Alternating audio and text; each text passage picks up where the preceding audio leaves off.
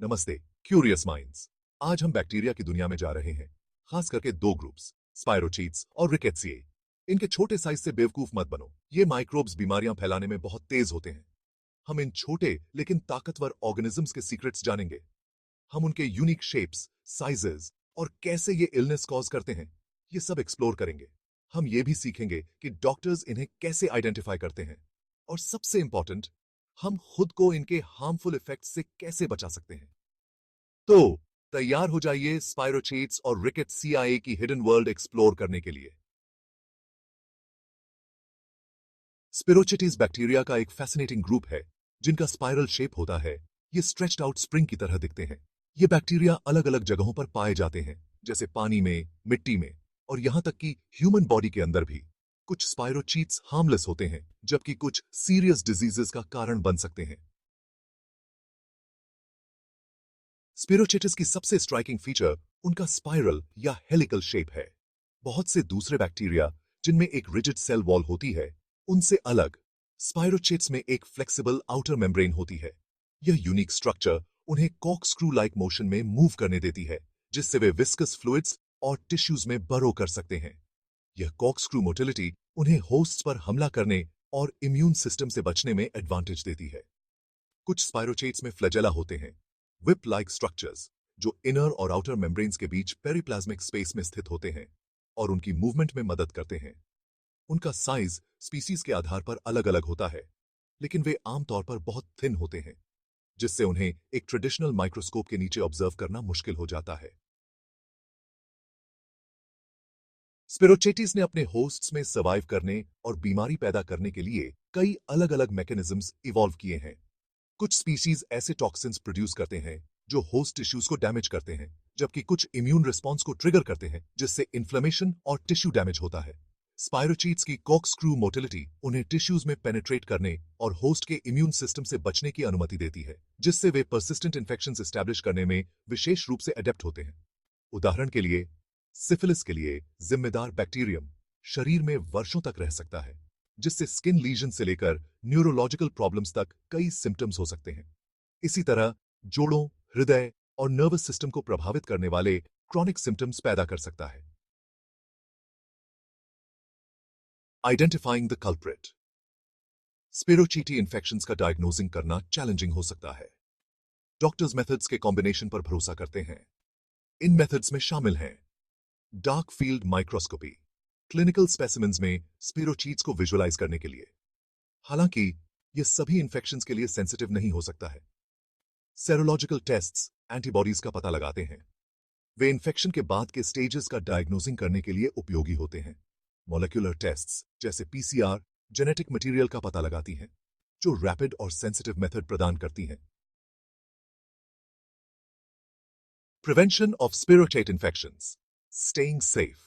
स्पिरोचेट infections को रोकने के लिए ट्रांसमिशन रूट्स को समझना और उचित प्रिकॉशंस लेना शामिल है।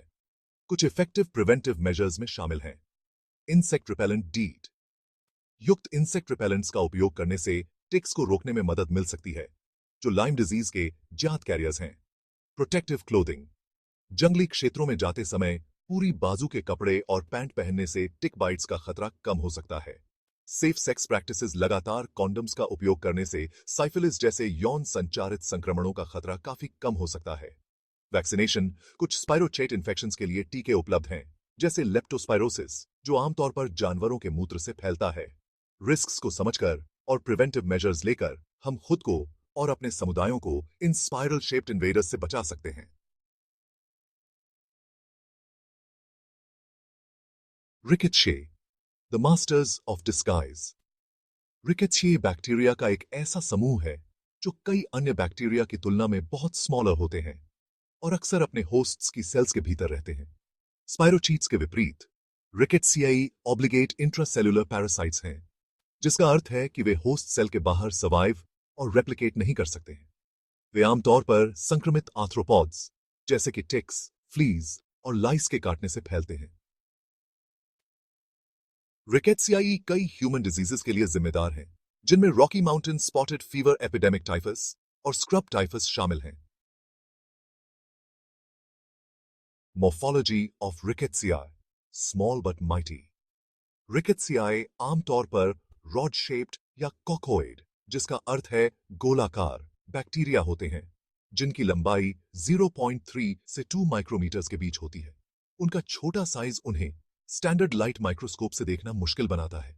उनके पास फ्लैजेला की कमी होती है और वे नॉन मोटाइल होते हैं, इसलिए वे ट्रांसमिशन के लिए अपने आर्थ्रोपॉड वेक्टर्स पर निर्भर करते हैं। अपने छोटे आकार के बावजूद उनके पास ग्राम नेगेटिव बैक्टीरिया के समान एक कॉम्प्लेक्स सेल एनवलप होता है।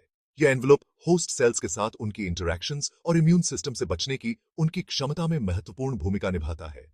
उनकी इंट्रासेल्युलर लाइफस्टाइल उन्हें होस्ट के इम्यून डिफेंसेस से छिपने देती है, जिससे उन्हें एंटीबायोटिक्स के साथ टारगेट करना विशेष रूप से चैलेंजिंग बना देता है। Pathogenicity of रिकेट्सियाe.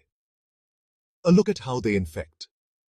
रिकेट्सियाe मुख्य रूप से एंडोथेलियल सेल्स को टारगेट करते हैं, जो ब्लड वेसल्स की इनर सरफेस को लाइन करती हैं।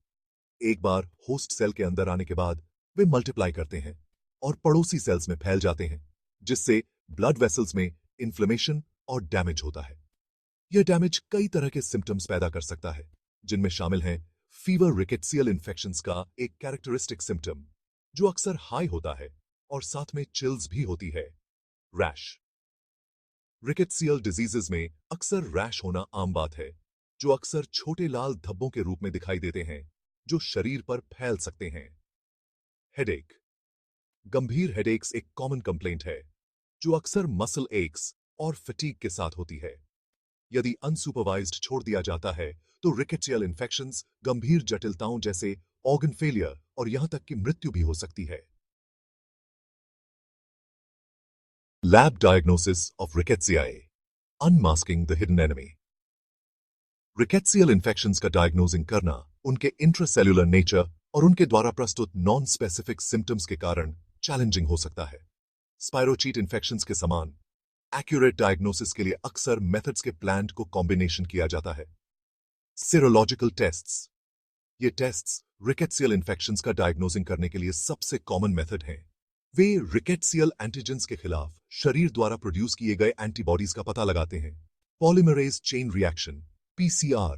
पीसीआर का उपयोग ब्लड या टिश्यू सैंपल्स में रिकेट्सियल डीएनए का पता लगाने के लिए किया जा सकता है, जो अधिक रैपिड और स्पेसिफिक डायग्नोसिस प्रदान करता है। इम्यूनोहिस्टोकेमिस्ट्री। यह तकनीक संक्रमित टिश्यूज के भीतर रिकेट्सियाe की कल्पना करने के लिए फ्लोरेसेंटली लेबल्ड एंटीबॉडीज का उपयोग करती है। प्रभावी उपचार और गंभीर जटिलताओं को रोकने के लिए अर्ली डायग्नोसिस महत्वपूर्ण है। Prevention of rickettsial infections, protecting yourself and others. Rickettsial infections को रोकने में मुख्य रूप से उन आर्थ्रोपॉड्स के संपर्क से बचना शामिल है जो उन्हें ट्रांसमिट करते हैं। कुछ इफेक्टिव प्रिवेंटिव मेजर्स में शामिल हैं इंसेक्ट रिपेलेंट। खुली त्वचा और कपड़ों पर डीट युक्त इंसेक्ट रिपेलेंट्स का उपयोग करें। Protective clothing.